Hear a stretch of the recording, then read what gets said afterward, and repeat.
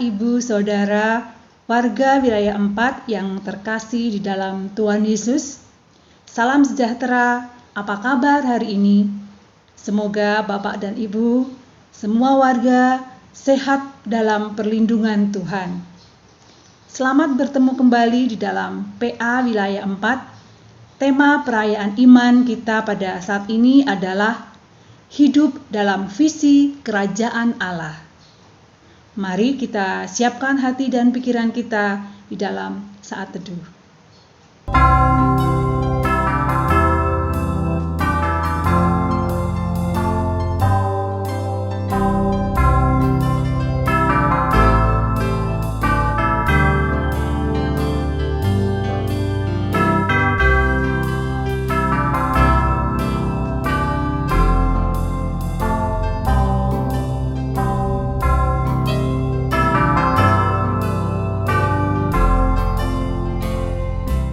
Dan Ibu Saudara, kita awali PA saat ini dalam doa. Mari kita berdoa. Bapa yang makasih, terima kasih Tuhan atas segala limpah berkat-Mu dalam kehidupan kami. Saat ini kami warga wilayah 4, dimanapun kami berada, rindu untuk bersekutu dan memuji nama-Mu. Saat ini kami berkumpul kembali dalam PA online, membawa segala pergumulan hidup kami. Kami percaya bahwa dalam keadaan apapun, baik suka maupun duka, Tuhan setia menyertai kami. Tuhan punya rencana yang baik untuk kami. Meskipun saat ini kami terus berbenah dan beradaptasi dengan kebiasaan baru, harapan kami tetap ada bersama Tuhan, sumber kehidupan yang berkat-Nya selalu baru setiap pagi.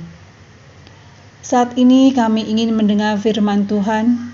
Kiranya Tuhan boleh hadir dalam hati kami masing-masing, sehingga firman yang kami dengar boleh bertumbuh dan kami hayati dalam kehidupan sehari-hari. Ampuni ya Tuhan atas dosa dan kesalahan kami, sehingga kami layak menghampiri tahta Tuhan. Inilah doa kami yang kami pinta dalam nama Tuhan kami, Yesus Kristus. Amin. Untuk mengawali PA pada saat ini, mari kita pujikan bersama Kidung Jemaat nomor 1, bait 1 dan kedua. Haleluya, pujilah.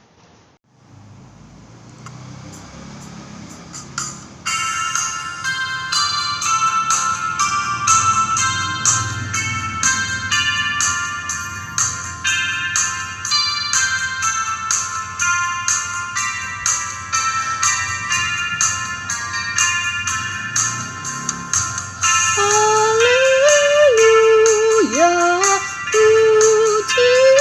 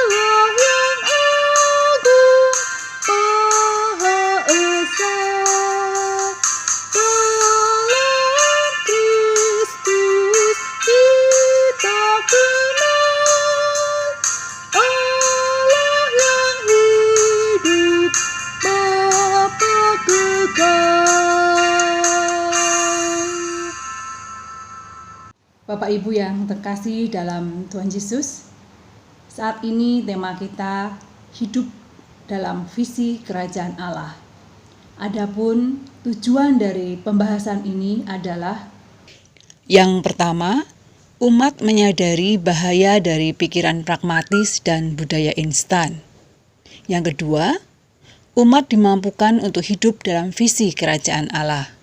Bapak dan Ibu Saudara yang terkasih dalam nama Tuhan Yesus, ada 3 bacaan Alkitab yang mendukung tema hidup dalam visi kerajaan Allah. Bacaan pertama dari 1 Raja-Raja 3 ayat 5-12 yang berkisah Raja Salomo yang dijumpai Tuhan Allah dalam mimpinya saat berada di Gibeon.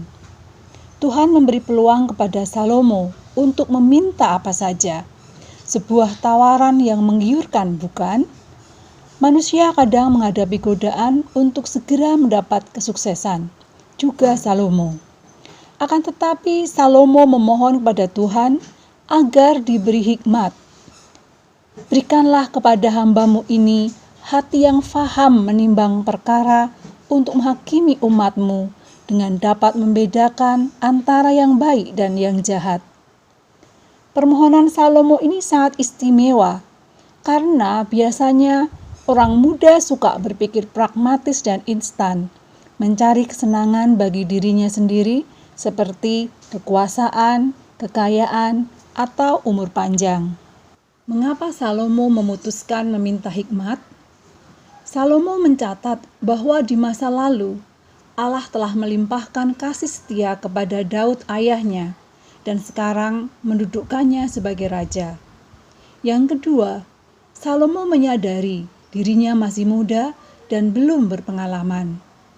Dan yang ketiga, Salomo mengetahui bahwa tantangan tugasnya di masa depan sebagai raja yang harus membawa keadilan bagi rakyatnya yang amat berat.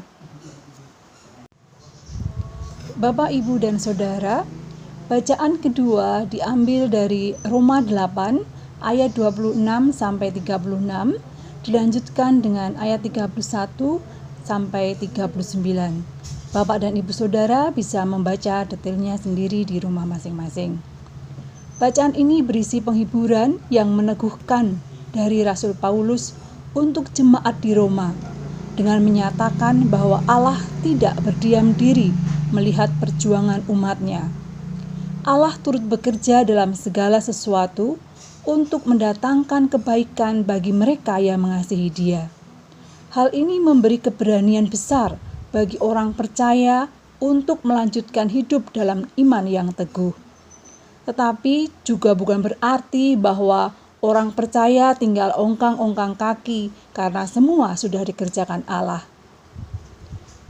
Selanjutnya pada ayat 31-39, orang percaya dipanggil untuk menjadi serupa dengan gambaran anaknya, dengan berpikir, merasa, berbicara, dan bertindak sesuai dengan pikiran, perasaan, ucapan, dan perbuatan Kristus.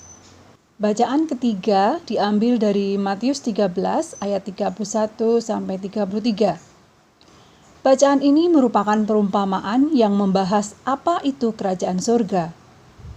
Hal kerajaan surga itu seumpama biji sesawi yang diambil dan ditaburkan orang di ladangnya. Memang biji itu yang paling kecil dari segala jenis benih. Tetapi apabila sudah tumbuh, sesawi itu lebih besar daripada sayuran yang lain, bahkan menjadi pohon, sehingga burung-burung di udara datang bersarang pada cabang-cabangnya. Hal kerajaan sorga itu seumpama ragi yang diambil seorang perempuan dan diadukkan ke dalam tepung terigu 3 sukat sampai khamir seluruhnya. Bapak, Ibu, Saudara yang terkasih, 3 bacaan tadi membekali kita untuk melihat bahwa banyak orang zaman sekarang terjebak dalam budaya pikir pragmatis dan instan. Semua hal ingin diraih dengan mudah dan cepat. Mereka enggan menempuh proses yang panjang dan melelahkan. Ingin cepat kaya, lalu menggandakan uang, korupsi. Ingin hasil ujian bagus, lalu menyontek.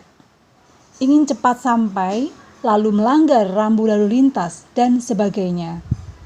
Dalam bahasa gaul zaman sekarang, inginnya adalah kecil dimanja, muda foya-foya, tua kaya raya, dan kalau mati, masuk surga. Bapak, Ibu, Saudara yang terkasih dalam Tuhan Yesus, salah satu contoh kisah lain adalah tentang seorang petinju. Mungkin sebagian dari kita tahu sosok petinju ini. Dia adalah Johannes Christian John, atau lebih dikenal sebagai Chris John.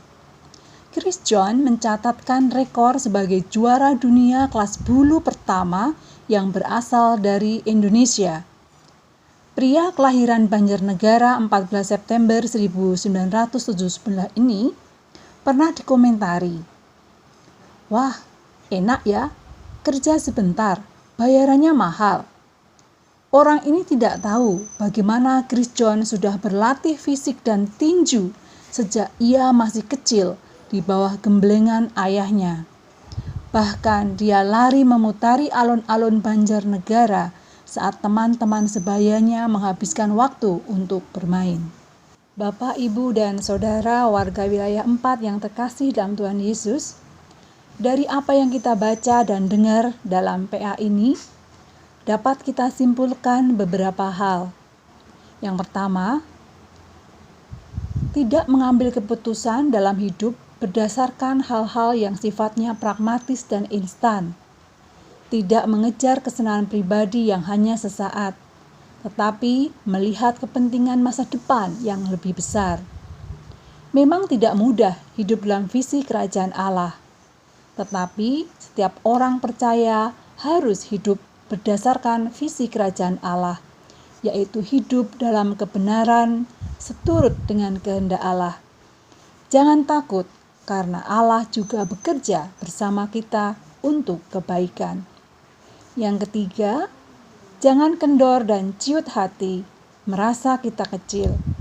Perumpamaan tentang biji sesawi mengingatkan kita, meskipun apa yang kita lakukan terlihat kecil, Allah membuatnya jadi besar, seperti ragi yang sedikit mempengaruhi seluruh adonan. Baiklah, kita akan akhiri PA pada saat ini dalam doa. Mari Bapak, Ibu, Saudara, kita satukan hati dalam doa. Ya Tuhan, terima kasih atas penyertaan Tuhan dalam proses PA pada saat ini. Kami bersyukur boleh mendengarkan firman Tuhan yang mengajarkan kami bagaimana hidup dalam visi kerajaan Allah, di mana kami belajar untuk menyadari bahaya dari pikiran pragmatis dan budaya instan hanya untuk kepentingan sesaat. Tegurlah kami ya Tuhan, apabila kami hidup tidak sesuai visi kerajaan Allah, yakni hidup dalam kebenaran seturut dengan kehendak Tuhan. Dalam doa ini kami bawa pergumulan bangsa dan negara kami yang saat ini bersiap untuk beradaptasi dengan kebiasaan hidup baru. Tuhan sertai para pemimpin bangsa kami dari tingkat pusat sampai daerah, sehingga mereka sehati dan sepikiran membawa bangsa ini kepada hal-hal yang baik. Jauhkan mereka dari keinginan pragmatis dan instan yang membuat mereka jatuh dari kebenaran kehendak Tuhan.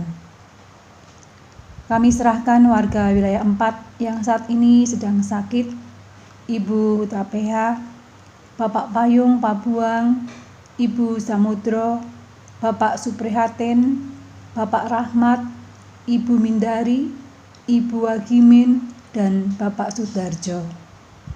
Tuhan kiranya tengok dan jamah sehingga ada kekuatan dan harapan bersama Tuhan dalam segala situasi. Kami juga bawa dalam doa ini keluarga Bapak Sitohang yang beberapa waktu yang lalu 17 Juli 2020 Ibu Sitohang telah Tuhan panggil kembali pulang dalam pangkuan Bapa. Kiranya keluarga ini beroleh kekuatan dan penghiburan yang bersumber daripadamu saja, dan terus menaruh pengharapan kepadamu. Ampunilah dosa dan kesalahan kami ya Tuhan, dan kami boleh mengakhiri PA ini dengan penuh ucapan syukur. Di dalam nama Tuhan kami, Yesus Kristus, kami panjatkan doa ini. Amin. Untuk mengakhiri PA pada saat ini, mari kita pujikan Kidung Jemaat 426, bait 1 dan kedua, Kita Harus Membawa Berita.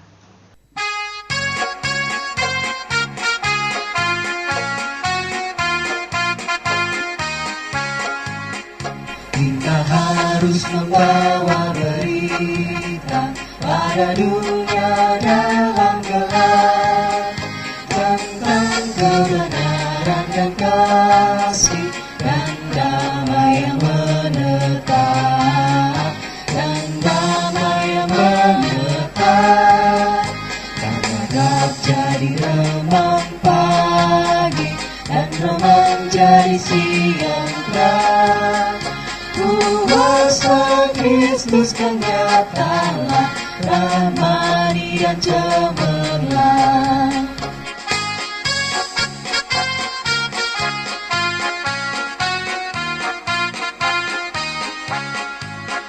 Kita harus membawa berita, Allah itu kasih belas, diberikan putra tunggalnya, supaya kita lepas, supaya kita lepas.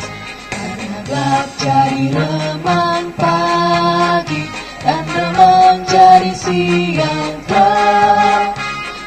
Kuasa Kristus kenyatalah, ramani dan cemerlang.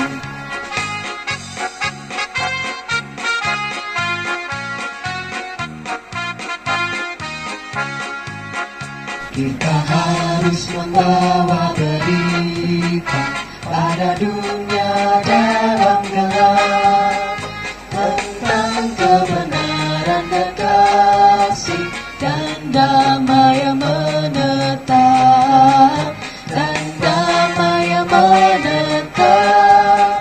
Karena gelap jadi remang pagi dan remang jadi siang terang. Kuasa Kristus kenyatalah, ramani dan cemerlang. Kuasa Kristus kenyatalah, ramani dan cemerlang. Kuasa Kristus kenyatalah, ramani dan cemerlang.